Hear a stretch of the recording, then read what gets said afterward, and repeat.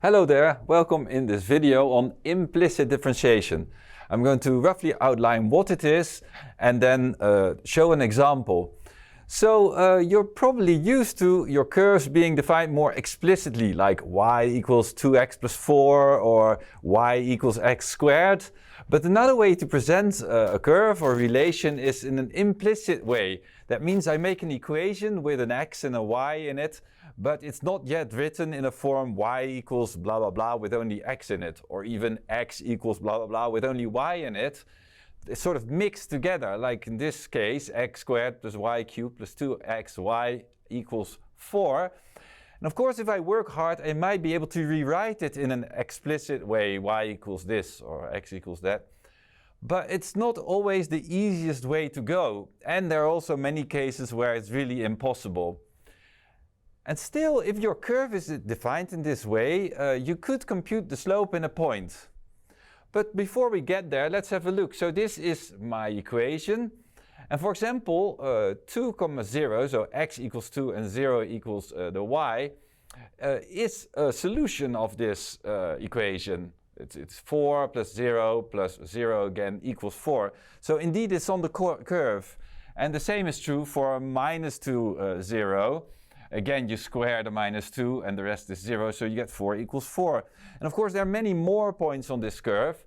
But for example, for the point 2, 0, our implicit differentiation could help us to compute what's the slope of the tangent line there. All right, so there we go. The idea is that you go ahead and differentiate both sides of the curve. So what I'm going to do is I'm going to just apply the derivative, as you say, as a sort of operator, which I denote d dx, on both sides. Now what you're probably used to is that if you differentiate anything that doesn't have an x in it with respect to x, then it vanishes. But now since you consider this an implicit curve, you have to treat y as if it depends on x, and that has big consequences. So if I, for example, take the derivative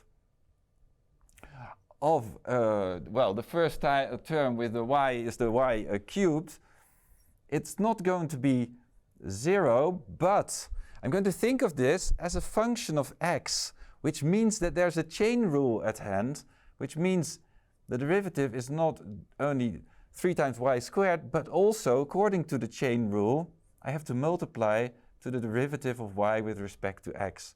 So we've used a chain rule here. So if I start taking derivatives here on this side, well, the first step, so far so good. Derivative of x squared with respect to x just equals 2x. That was no problem. And now for the next one, it's not going to be 0, but it's going to be the expression that I have over there. So it's 3y squared dy dx. And now for the 2 times x times y. Again, think of y as a function of x. That means if I take derivatives, it will not simply be 2 times y. So I take the derivative, that means apply this operator, of, let's just first look at x times y.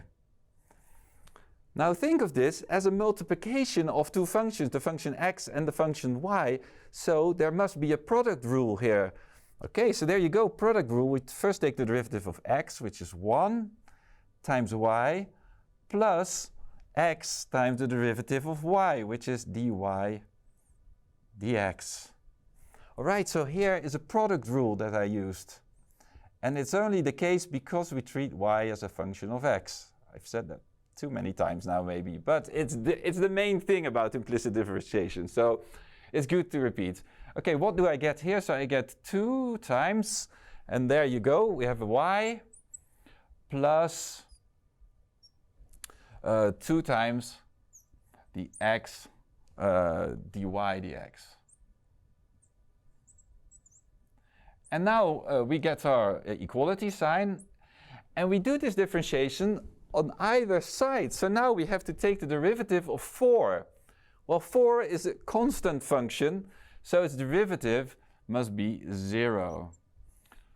So now, if you look at this, actually what you have is a sort of implicit definition of the derivative. But in this case, actually, I could actually solve for dy dx. So the next phase, so to say, that we're going to solve for dy dx. Okay, that means that somehow I want all terms with dy dx on one side and the rest on the other side, and then just solve as if this would be an equation, if this would simply be an a, and I want to solve for a. So there we go. What do? I have on the one hand, I have simply 2x plus 2y, and on the other hand, I have 3y squared plus 2x times dy dx. So I decompose a little bit. I write this between brackets, and then I have dy dx to multiply both. That's a good first step, and I still equal 0. Now these terms could go to the other side, so that I get 3y squared plus 2x times dy dx equals minus 2x minus 2y. So this is just algebra, nothing's happening. And now I can solve for dy dx by simply dividing by this term in front of it. And I get minus 2x minus 2y divided by 3y squared plus 2x. Now it's a bit different from usual because, of course, normally you have your derivative in terms of only x, but now there's still y. But for all practical purposes, this is okay because we want to know the slope in a point 2, 0. So we also know the y. We can plug them both in to find the actual slope. So there we go. You get dy dx in the point 2, 0. I plug in x is 2 and y equals 0. And what do I get? I get minus 2 times 2 minus 2 times 0 divided by 3 times 0 squared plus 2 times 2, which should be equal by minus 4 divided by 4, which is minus 1. Now, is this a reasonable answer? Let's see. That says that the tangent line has slope minus 1. Well, the tangent line, well, I haven't drawn it so very beautifully, but I hope you forgive me. It's more or less minus 1. So this is a reasonable answer. So again, let's repeat it once more. If you do implicit differentiation, if you have an implicit definition of your function y, that means that you take derivative of both sides of your equation. You take a derivative with respect to x, because I want to have derivatives in this case with respect to x. And then, most importantly, treat y as a function of x. That's what we do here. And then you'll have to deal, in most cases, with stuff like chain rule, product rule, quotient rule, whatever.